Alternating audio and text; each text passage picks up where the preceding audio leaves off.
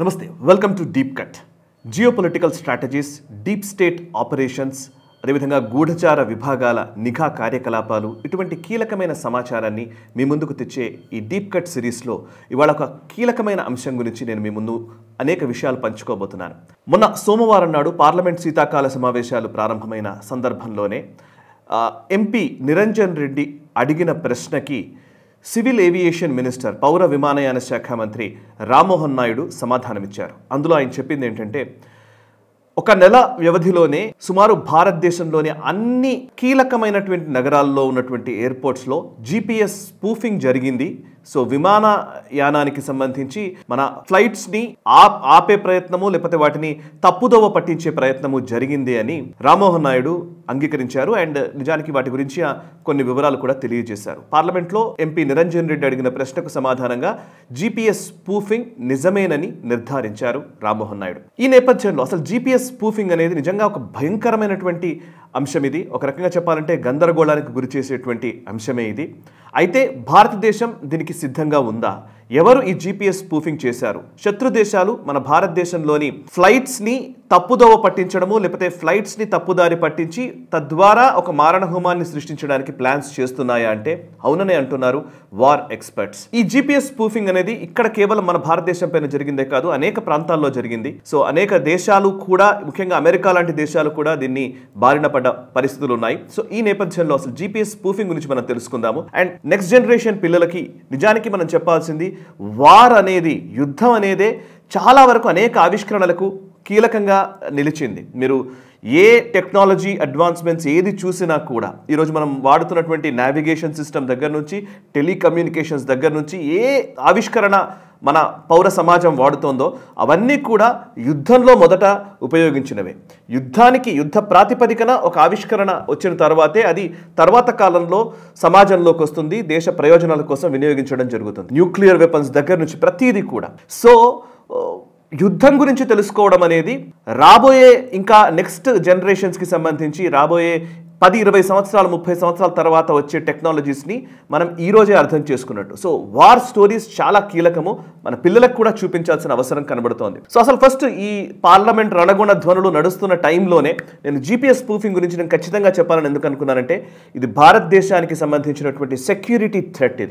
ఇది మన జాతీయ సమగ్రతకే విఘాతం కలిగించేటువంటి థ్రెట్. దీన్ని మన భారత ప్రభుత్వం సమర్థవంతంగా ఎదుర్కొంటోంది అండ్ కౌంటర్ కూడా చేస్తోంది. ఆ డీటెయిల్స్ మీ ముందుంచే ప్రయత్నం చేస్తాను. ఫస్ట్ అసలు జీపీఎస్ స్పూఫింగ్ అంటే ఏంటో చూద్దాం. జీపీఎస్ స్పూఫింగ్ అంటే ఇంతకుముందంతా వార్ఫేర్ డైరెక్ట్గా యుద్ధం జరిగేది. అంటే ఒక సైన్యానికి ఇంకో సైన్యానికి మధ్య యుద్ధం జరిగేది. తర్వాత మందుగుండు వచ్చిన తర్వాత ఇక్కడ నుంచి అక్కడికి, అక్కడి నుంచి ఇక్కడికి మందుగుండును పేల్చుకోవడం చూసాము. ఆ తర్వాత కాలంలోకి వస్తే న్యూక్లియర్ వెపన్స్ వరకు వచ్చింది సెకండ్ వరల్డ్ వార్ తర్వాత ఇక న్యూక్లియర్ వెపన్స్, ఒకసారి ఆటమ్ బాంబ్ని యూజ్ చేసిన తర్వాత హిరోషిమా నాగసాకి పైన. సో ప్రత్యక్ష యుద్ధాలకు ఎక్కువగా వెళ్లకుండా న్యూక్లియర్ దేశాల మధ్య డైరెక్ట్ యుద్ధం జరగకుండా కోల్డ్ వార్కి దిగాయి. అటు సోవియట్ యూనియన్, ఇటు యుఎస్ బ్లాక్ రెండు కలిపి. సో కోల్డ్ వార్ జరిగింది. అంటే అప్పుడంతా కూడా గూఢచార విభాగాలను బేస్ చేసుకుని, నిఘా సంస్థలను బేస్ చేసుకుని ఆయా దేశాల్లో అస్థిరత క్రియేట్ చేయడము, ఆధిపత్యాన్ని చెలాయించడము, ఆధిపత్యాన్ని సాధించడము, ఇవన్నీ చూసాం. ఆ తర్వాత కాలంలో ఇన్ఫర్మేషన్ వార్ఫేర్ అనేది కూడా వచ్చింది. అంటే సమాచార యుద్ధం, నారేటివ్స్ వార్. ఆయా దేశాల్లో ఒక నారేటివ్స్ని సృష్టించి మనకు అనుకూలమైన ప్రభుత్వాన్ని నిలబెట్టుకునే విధంగా ఆ దేశాలు ప్రయత్నాలు చేయడం అనేది ఒక తరహా పద్ధతి. ఇప్పుడు ఎలక్ట్రానిక్ వార్ఫేర్లోకి వచ్చాం. అంటే యుద్ధాలు కేవలం మందుగుండు సామాగ్రితోనో లేకపోతే కత్తులు కటార్ల నుంచి లాస్ట్కి గన్స్ నుంచి ట్యాంక్స్ నుంచి ఇప్పుడు ఎలక్ట్రానిక్ వార్ఫేర్లోకి వచ్చాం. అంటే జీపీఎస్ సిస్టమ్ని లేకపోతే ఆ పర్టికులర్ దేశానికి సంబంధించినటువంటి పవర్ గ్రిడ్స్ని బ్లాక్ చేయడము, లేకపోతే అక్కడ ఉన్నటువంటి వ్యవస్థలు, ఎలక్ట్రానిక్ పరికరాలను ఉపయోగించే వ్యవస్థల్ని బ్లాక్ చేయడము, మనకు తగ్గట్టుగా వినియోగించుకొని వాళ్ళని తప్పుదోవ పట్టించడము, లేకపోతే మొన్న ఇజ్రాయెల్ మొసాద్ చేసినట్టుగా హమాస్ ఉగ్రవాదులకు సంబంధించినటువంటి, హిజ్బుల్లాకు సంబంధించినటువంటి వాళ్ళపైన పేజర్ అటాక్ చేశారు. పేజర్లను ఒకేసారి అన్నీ పేలాయి. అంటే పేజర్ అనేది అందులో ముందే వాళ్ళు అట్లాంటి సిస్టమ్ని ఏర్పాటు చేశారని తర్వాత తెలిసింది. సో యుక్రెయిన్ రష్యాకు సంబంధించినటువంటి భూభాగంలోకి వచ్చి అక్కడ ఉన్నటువంటి ఎయిర్ బేస్ మీద దాడి చేసిన సందర్భము డ్రోన్ల ద్వారా. సో ఇట్లా రకరకాల పద్ధతుల్లో యుద్ధం జరుగుతోంది. అందులో ఒకటి జీపీఎస్ స్పూఫింగ్ కూడా.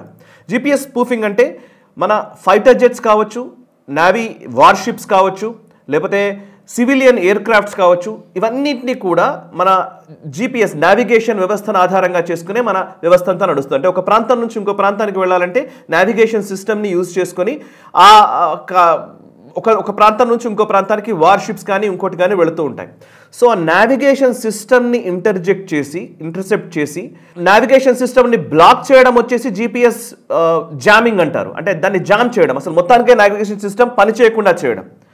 స్పూఫింగ్ అంటే ఏంటంటే మీకు ఒక లొకేషన్ మీరు పెడతారు, ఒక లొకేషన్కి మీరు వెళ్ళాలనుకుంటారు, కానీ స్పూఫ్ చేసి శత్రు దేశాలు, శత్రు వర్గాలు వేరే ప్రాంతానికి మీ లొకేషన్ ఉన్నట్టుగా మనల్ని తప్పుదోవ పట్టించి తద్వారా మన మిజైల్ మనం ఎక్కడైతే ప్రిసైజ్డ్గా కొట్టాలనుకున్నామో దాన్ని స్పూఫ్ చేసి ఇంకో ప్రాంతానికి తరలించడమో, లేకపోతే మన వార్షిప్స్ ఒక దగ్గరికి వెళుతున్నాయనుకుంటే ఇంకో దగ్గరికి వెళ్ళడమో, మనల్ని అక్కడెక్కడే తిప్పే విధంగా చేసే ఒక ప్రయత్నము ఈ GPS స్పూఫింగ్ చేస్తారు. అట్లాంటి GPS స్పూఫింగ్ మన భారతదేశంలోని ముఖ్యమైన ఎయిర్పోర్ట్స్, ఢిల్లీ ఎయిర్పోర్ట్, కోల్కతా, అమృత్సర్, ముంబై, హైదరాబాద్, బెంగళూరు, చెన్నై, ఇలా కీలకమైనటువంటి నగరాల్లో ఎయిర్పోర్ట్స్లో ఎయిర్ క్రాఫ్ట్స్ పైన GPS స్పూఫింగ్ జరిగింది అని civil aviation minister Rammohan Naidu చెప్పారు. అయినా పెద్ద ప్రమాదం ఏం లేదు, మనం వాటిని సమర్థవంతంగా తిప్పికొట్టగలిగాము, మన వ్యవస్థలకి ఎటువంటి విఘాతం కలగలేదు, ఏం ఎఫెక్ట్స్ లేవు, మనం ఆల్రెడీ దానికి సంబంధించి కౌంటర్ ఆపరేషన్స్లో ఉన్నామనేది రామ్మోహన్ నాయుడు చెప్పిన విషయం.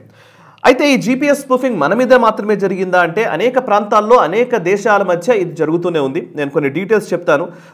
అందులో చూస్తే అసలు గ్లోబల్ ఇన్సిడెంట్స్లోకి వెళితే రష్యా చేసింది. రష్యా బ్లాక్ సీలో, నల్ల సముద్రంలో సుమారు 20కి పైగా కమర్షియల్ షిప్స్ని GPS స్పూఫింగ్ ద్వారా, అవి షిప్స్ నిజానికి సముద్రంలో ఉన్నాయి, బ్లాక్ సీలో ఉన్నాయి, నల్ల సముద్రంలో ఉన్నాయి, కానీ వాళ్ళు భూభాగంలో ఉన్నట్టుగా సుమారు 32 కిలోమీటర్లు సోచి ఎయిర్పోర్ట్ రన్వే దగ్గర ఈ షిప్స్ ఉన్నట్టుగా GPS స్పూఫింగ్ చేసి వాళ్ళ లొకేషన్స్ని మార్చారు.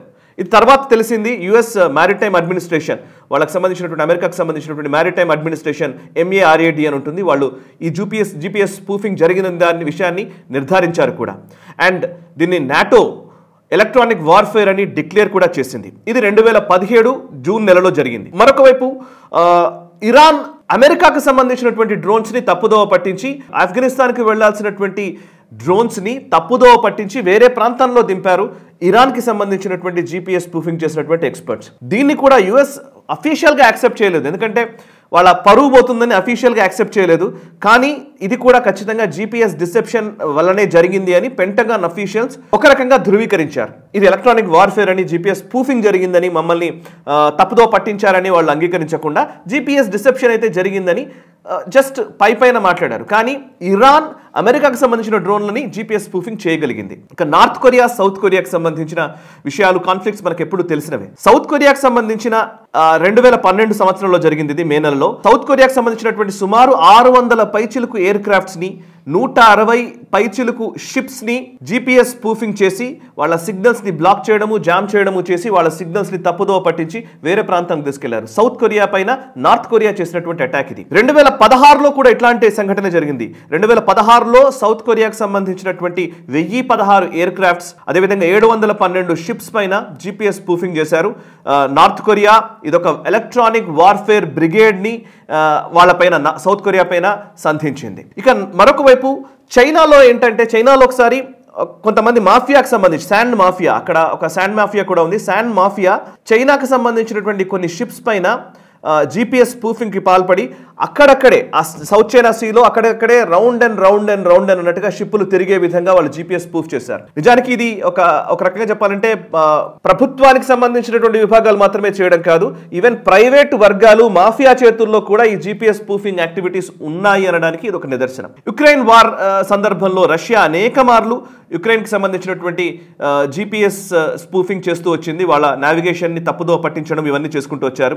అండ్ వాళ్ళ మిలిటరీ బేసెస్ని, అంటే రష్యా పైన అటాక్ చేయాలనుకున్న ప్రతిసారి ఉక్రెయిన్ని తప్పుదోవ పట్టిస్తూ వాళ్ళ మిజైల్స్ని వాటిని వేరే వైపు తిప్పే ప్రయత్నం చేశారు. అండ్ వాళ్ళ రష్యాకు సంబంధించిన మిలిటరీ బేసెస్ని అండ్ వాళ్ళ ట్రూప్ మూవ్మెంట్స్ని హైడ్ చేస్తూ ఉక్రెయిన్కి కంటపడకుండా, యుక్రెయిన్కి ఎప్పటికప్పుడు వాళ్ళకు రాంగ్ ఇన్ఫర్మేషన్స్ ఇస్తూ వాళ్ళని తప్పుదోవ పట్టిస్తూ వచ్చారు. అయినప్పటికీ ఉక్రెయిన్ డ్రోన్లతో రష్యా మీద పెద్ద దాడిలే చేస్తూ వస్తోంది. ఇక ఇండియాకు సంబంధించి ఏం జరుగుతోంది అని అంటే కనుక, భారత్కి సంబంధించి 2020 నుంచి 2023 మధ్య అనేక సార్లు డ్రోన్ డిస్రప్షన్ అటెంప్ట్స్ అనేక సార్లు జరుగుతూ వచ్చాయి.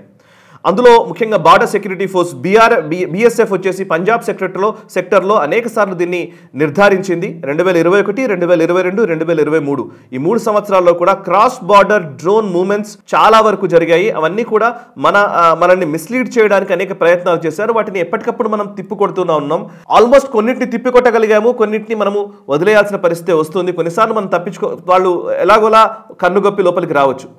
సో జీపీఎస్ స్పూఫింగ్ చేసి వాళ్ళ డ్రోన్స్ లోపలికి పంపించడము ఇవన్నీ చేస్తున్నారు. ఇప్పుడు ఆయుధాల తరలింపు ఇవన్నీ జరుగుతున్నాయనేది కూడా మనకు తెలుస్తోంది. ఇక నావిగేషన్ ఇంటర్ఫీరెన్స్ కూడా చాలా సార్లు జరిగిందని మన ఆర్మీ వర్గాలు ధృవీకరించాయి. చైనా ఈ నావిగేషన్ వార్ఫేర్ లో దిట్ట. వాళ్ళు NAVWAR NAVWAR అంటారు, నావిగేషన్ వార్ఫేర్ యాక్టివిటీ అంటారు.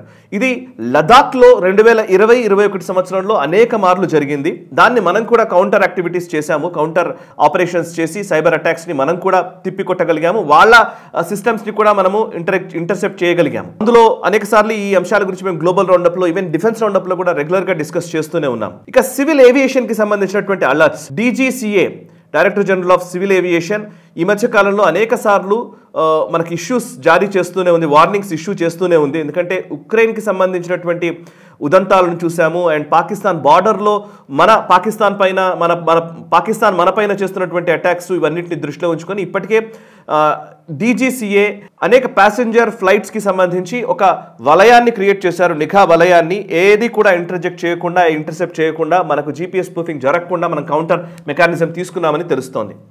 వీటన్నిటిని ఎలా ఎదుర్కొంటున్నాము అని అంటే కనుక భారతదేశానికి రక్షణ వలయం ఉంది. ఆ రక్షణ వలయం ఈ మధ్యకాలంలో డెవలప్ అయిన ఒక అద్భుతమైనటువంటి వ్యవస్థ నావిక్ అంటారు. India's indigenous navigation system. ఇది అంటే నావిగేషన్ విత్ ఇండియన్ కాన్స్టలేషన్ అంటారు నావిక్ అంటే. సో ఈ నావిక్ సిస్టమ్ని భారతదేశం రూపొందించుకుంది. ఇస్రో దీన్ని రూపొందించింది. మన భారతదేశము శాటిలైట్స్ ద్వారా, అంటే మనం GPS అనేది యుఎస్కి సంబంధించినటువంటి నావిగేషన్ సిస్టమ్, GPS మీద డిపెండ్ కాకుండా మన సొంతగా నావిక్ని మనం ఏర్పాటు చేసుకున్నాము. ఇవాళ చాలా వరకు మిలిటరీ విభాగాల్లో కానివ్వండి, ఆర్మీ, నేవీ లేకపోతే ఎయిర్ ఫోర్స్కి సంబంధించినటువంటి విభాగాల్లో కానివ్వండి, అండ్ మన సివిల్ ఏవియేషన్కి సంబంధించినటువంటి పౌర విమానయాన శాఖకి సంబంధించినటువంటి వాటిల్లో కానివ్వండి, ఈ నావిక్నే ఎక్కువ మనం యూజ్ చేస్తూ ఉన్నాం. సో అందులో అది మాత్రమే కాదు, 2023-24లో దీన్ని స్మార్ట్ ఫోన్స్లో కూడా మ్యాండేటరీ చేస్తూ ఆల్రెడీ ప్రభుత్వం నిర్ధారించినట్టుగా తెలుస్తోంది.